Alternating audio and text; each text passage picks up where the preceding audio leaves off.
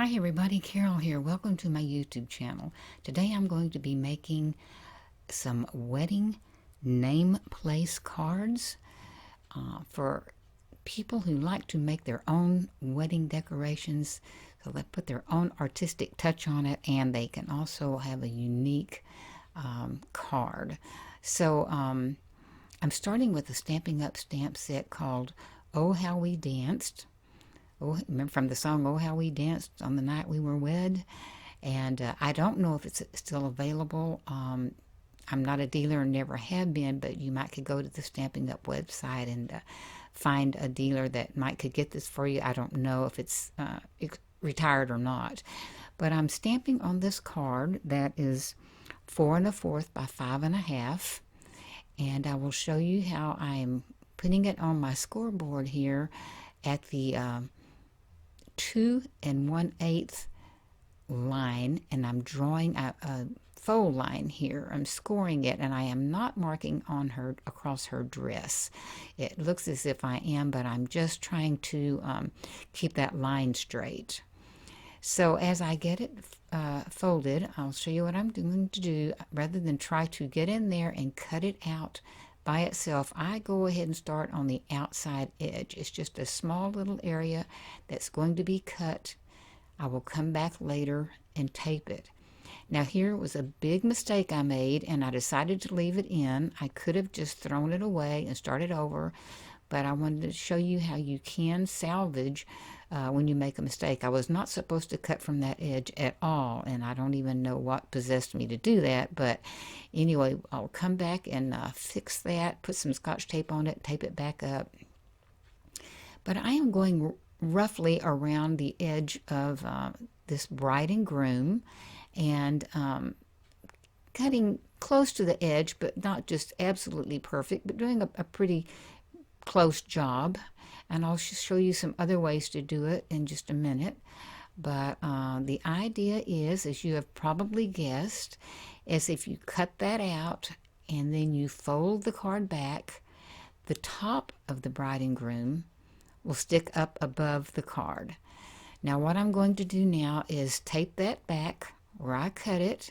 No one will be the wiser. You have to have a very thin piece of tape, and tape that up, and so that it won't come apart again. And I go back and reinforce it with one more small piece.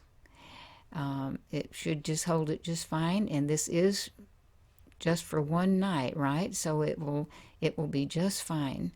And so I'm going to tape that up, and I will go back and tape that other end up that should not have been cut. But this will show you what it looks like when it is folded back. And that will be at each person's setting, so you can see. And then I will go back and show you after a while how to keep that from absolutely going flat the way some folded, I'm going to call it a tent, some folded tent cards like that will just go splat after a while, after they've been sitting like that for a while. So I'm folding that back so that I can get an idea of the amount of space I have to work with. And then, but before I go any further, the part that did not print all that great on the center of the stamp, center of her dress, I'm just going to go back with a very thin marker pen. These are Zig Millennium pens, and this particular set has like 5 different sizes, and I chose the most narrow one. I use the other stamped image up there for a guide to see where I need to fill in some lines. Just takes a second. There's no reason to just throw that away and start all over again. And so now I'm getting my Pentel touch brush pens. They're good for brush lettering, and I will do a brush lettering of a name here. But if you don't do that, and you don't care for your own handwriting, maybe you can find someone who would do the writing for you. Otherwise, you could use alphabet stamps, stamp it on there.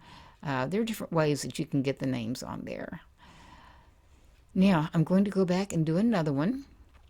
Same way, find the middle, 2 1/8, skip over her dress and then make some more score marks so that I can fold this. And this time I'm going to cut out again.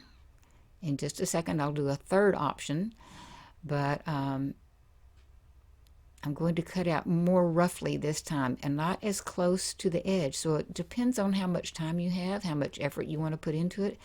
If you've got 200 guests, you might want to really just speed this along. If you just have a handful, you might want to get really close and detailed on everything you do. Same way with the coloring, every single part of it. Depends on how much time you have.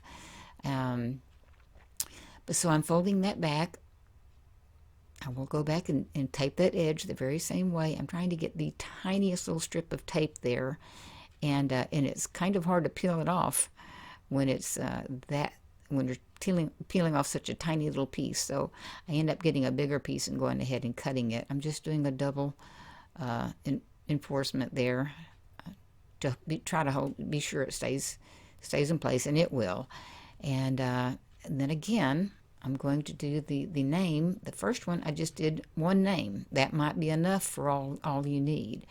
On this one, I'm going to do the first name and the last name and write a little smaller, because you could have somebody that had a longer name, obviously. And so again, however you want to go about, you could print this out on the computer and on your printer and then cut it out and glue it on there.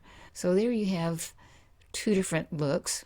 One, the heads and the upper bodies cut out pretty detailed. The other just look around the heads. And you could cut off, I could have cut that a little closer, like on their noses and down between their faces. You could go back with some sort of glitter or some kind of color back behind there too.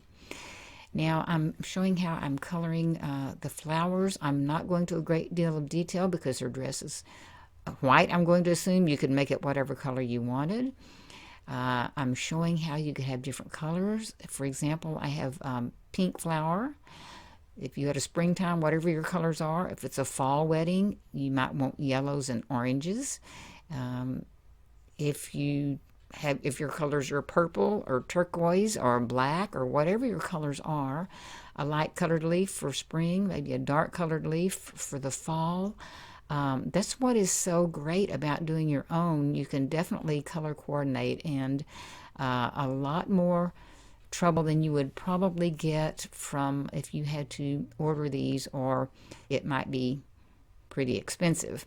So color that in the same way I did with the man's clothing. I used part of it in gray, part of it in black, just to show you the way the different colors would look, whatever you want. It could be turquoise or whatever color your tuxedo is, or what they want for their colors, the man.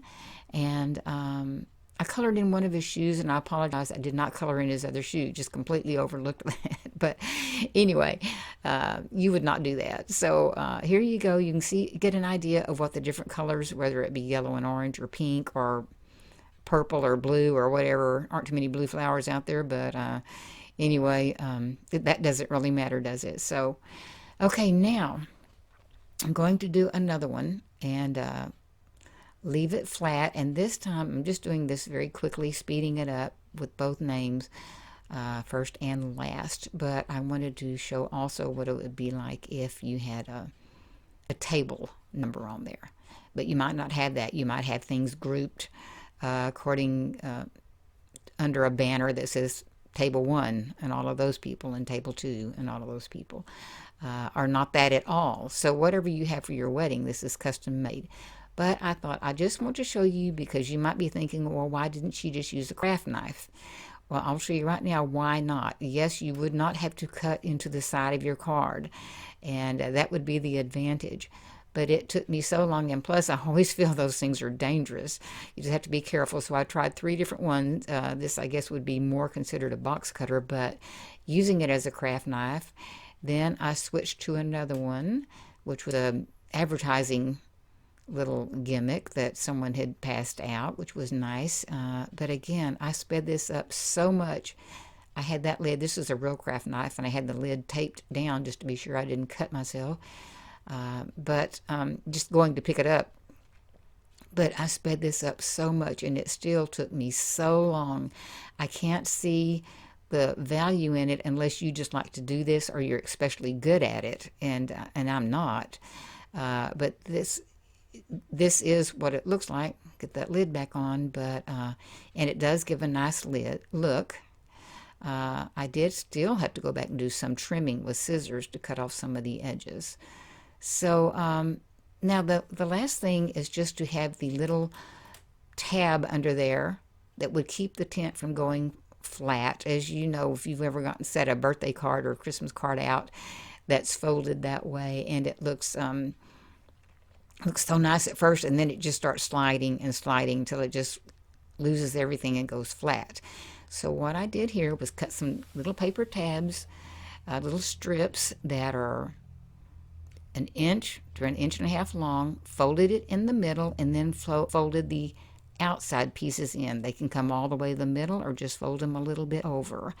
And then you put them between the two pieces of paper. Since they're folded in the middle, you can still fold it over. But I wanted to show you, I'll put a contrasting piece of paper under there. I'm putting this on with Scotch tape. You could use glue. The first one's easy and self-explanatory. You just tape that tab down. And I like the tabs to go face up to the top of the tent so that they don't show. It gives a very nice look from the side of the card. The other tab, you'll need the tape to be sticky side up because it is going to be turned under and stick to the top part of it. And you can see right there what I'm talking about.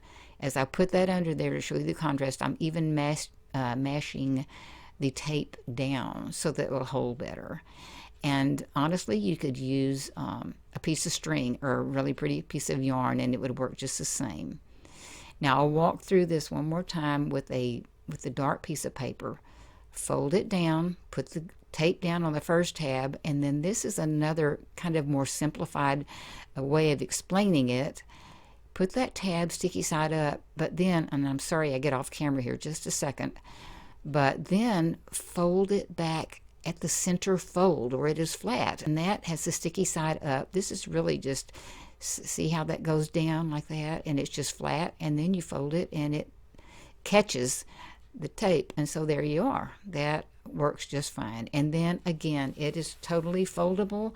If you want to transport these name place holders standing up, you can stack them on top of each other like that if you're going to put them in a flat box or something, or you can flatten them and fold them flat, and then as you're seeing here, just pull them back out and stack them back up again. They're very easy transport. So it's a little more effort, of course, than going and buying one, but they're unique. Certainly don't cost very much. Just take some time, and that's why I'm doing it now for some weddings that might be coming up. You would have time to do this, and I hope you enjoyed and got something out of it. I certainly enjoyed doing it, and I thank you for being here. At the very end, I'll have some other videos you might like to see. There's another place card video there, and a subscribe button if you want. But thank you so much for joining me, and hope to see you again soon. Bye-bye.